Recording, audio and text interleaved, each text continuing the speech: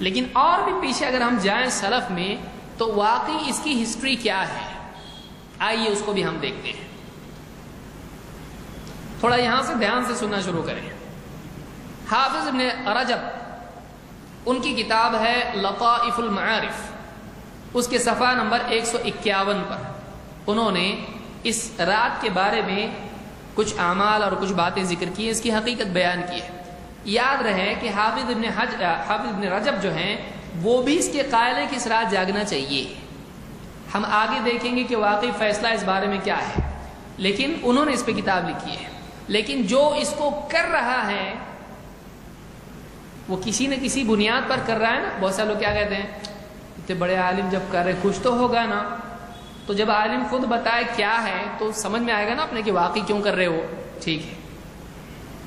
ابن رجب کہتے ہیں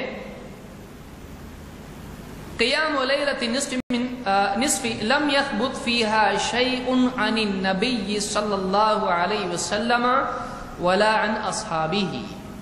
15 شعبان کی رات، اس سلسلے میں اللہ کے نبی صلی اللہ علیہ وسلم سے یا صحابہ سے کچھ بھی ثابت نہیں ہے.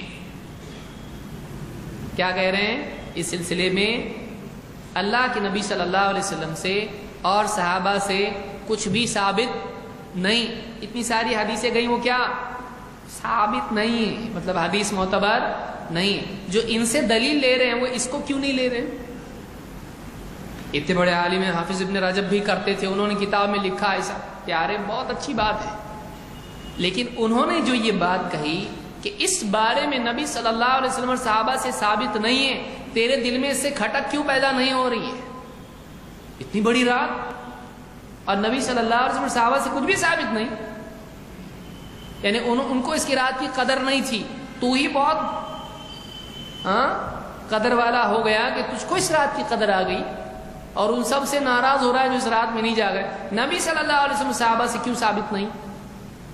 سب نے چھپا دیا، صحابہ نے نبی کا عمل چھپایا، تابعین نے صحابہ کا عمل چھپا دیا. ایسا ہے. معلوم یہ ہوا بنیادی بات کہ اس رات کے بارے میں اللہ کے نبی صلی اللہ علیہ وسلم اور صحابہ سے کچھ بھی ثابت نہیں ہے.